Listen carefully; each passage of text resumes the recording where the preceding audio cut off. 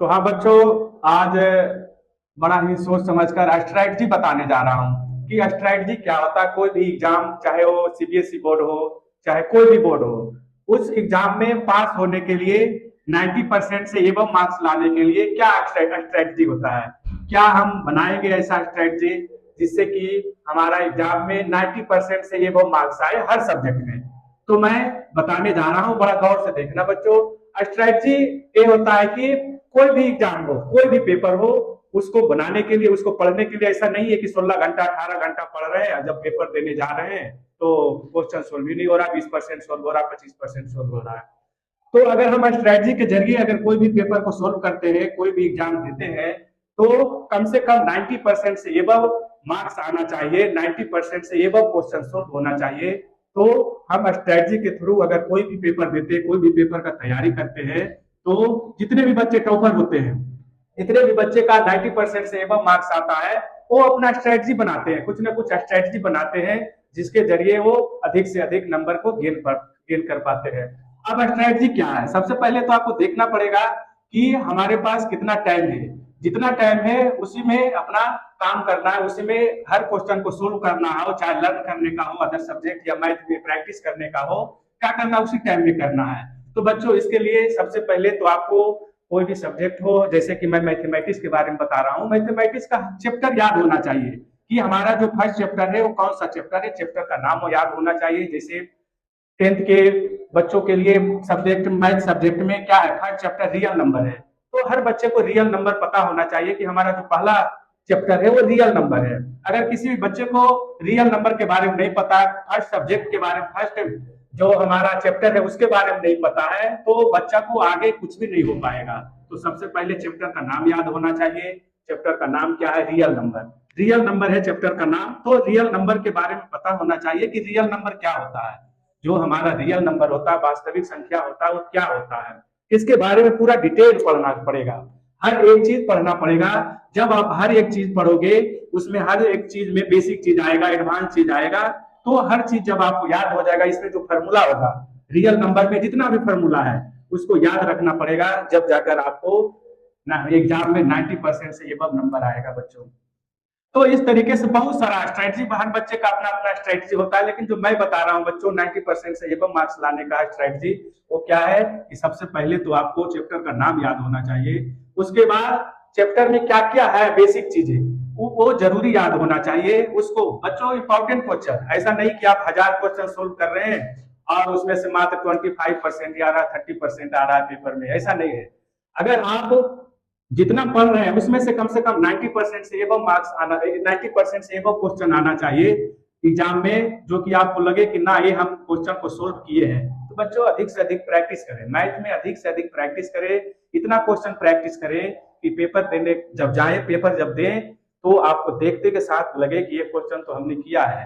और जब ऐसा लगेगा, क्वेश्चन पढ़ते के साथ आपको 50% 60% समझ में आ जाता है कि ये हमसे क्वेश्चन होने वाला है।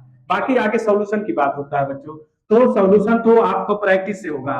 सॉल्यूशन में मल्टीप्लाई कैसे करना है, ऐड कैसे करना है, डिवाइड कैसे करना है, या जो भी बेसिक चीजें होता है वो आपको प्रैक्टिस से ही होगा। तो बच्चों, मैथ में आप जितना प्रैक्टिस करोगे उतना आपको फायदा होगा, जितना प्रैक्टिस करोगे उतना फायदा होगा। तो बच्चों, आप फालतू के क्वेश्चन सोल्व ना करें, जो इंपॉर्टेंट क्वेश्चन हो, जो लगे कि हाँ इससे हमारा तथ्य पे आधारित क्वेश्चन हो, फॉर्मूला बेस्ड क्वेश्चन हो, उस क्वेश्चन को आप अधिक से अधिक प्रैक्टिस करें, तो आपको 90% से एबव मार्क्स आ सकता है। आप 90% से एबव मार्क्स गेन कर सकते हैं कोई भी एग्जाम में। तो एग्जाम्पल के लिए देखना, एक क्वेश्चन है बच्चों, ये 10th क्लास, ये 10th क्लास का जो फर्स्ट चैप्टर है रियल नंबर, रियल नंबर का एक क्वेश्चन है, बड़ा ही मजेदार क्वेश्चन है। क्या कह रहा है, इफ ए इजकल दिया हुआ है, बी भी दिया हुआ है और सी भी दिया हुआ है, और क्या दिया हुआ, एलसीएम एबीसी का दिया हुआ 9240। तो कह रहा है आप एक्स का मान बताइए क्या होगा, एक्स का मान बताइए क्या होगा। तो बच्चों, इससे पहले वाले वीडियो में हमने बताया था कि एलसीएम कैसे निकालते हैं, एचसीएफ कैसे निकालते हैं, उसमें भी दो मेथड बताया था। एक बताया था डिवीजन मेथड और दूसरा बताया था factorization method, prime factorization method बताया था, फैक्टराइजेशन मेथड। तो बच्चों, दो मेथड बताया था एलसीएम और एचसीएफ निकालने के लिए, एक बताया था डिवीजन मेथड, दूसरा बताया था प्राइम फैक्टराइजेशन मेथड।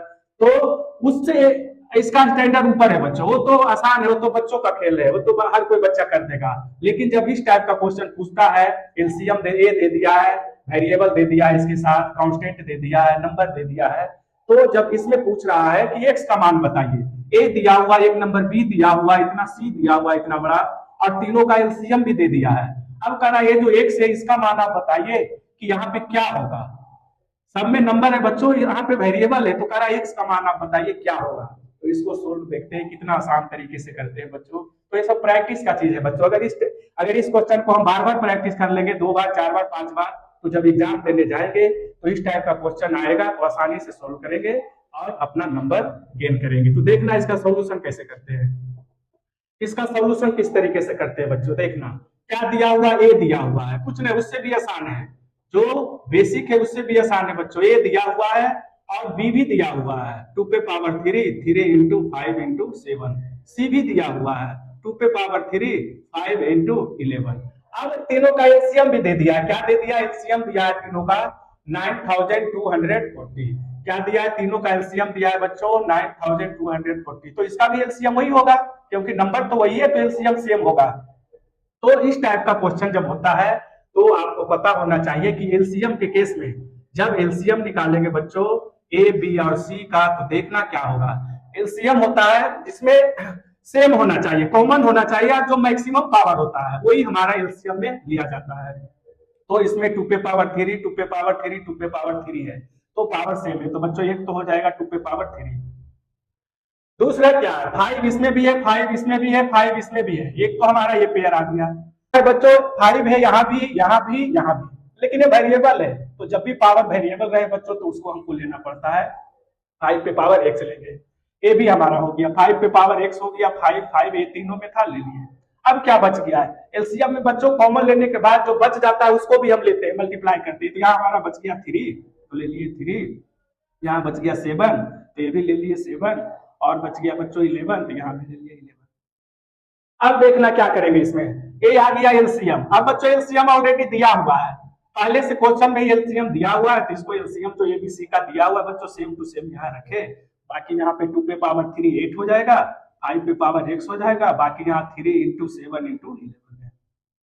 अब बच्चों कैलकुलेशन का चीज है, 5 पे पावर x है तो x हमको निकालना है, तो इसको एक साइड रखेंगे, बाकी को हम इस साइड ले आते हैं।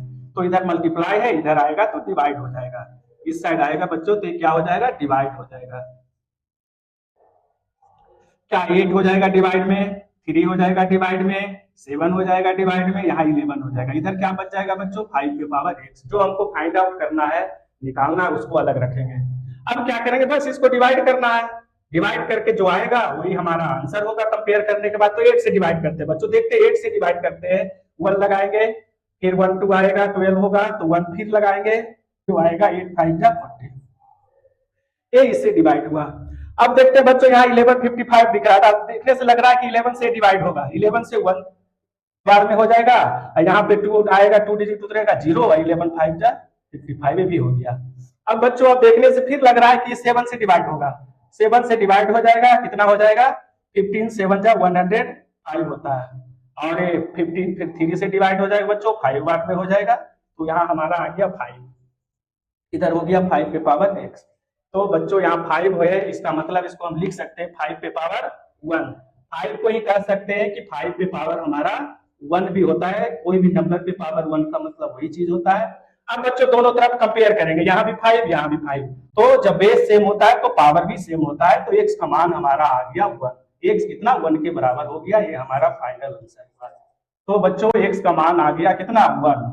तो इस तरीके से हर क्वेश्चन को हम प्रैक्टिस के जरिए सोल्व करेंगे, और पेपर जब देंगे बच्चों तो 90% से 100% के बीच हमारा नंबर आ सकता है। तो आप बच्चों हर वीडियो को मेरा देखें, जिससे कि आपको प्रैक्टिस भी होगा और सोल्व करने में कॉन्फिडेंस भी आएगा। तो इस तरीके से जब बच्चों आप सोल्व करोगे तो आपको बहुत नंबर आएगा, 90% से ऊपर नंबर आएगा।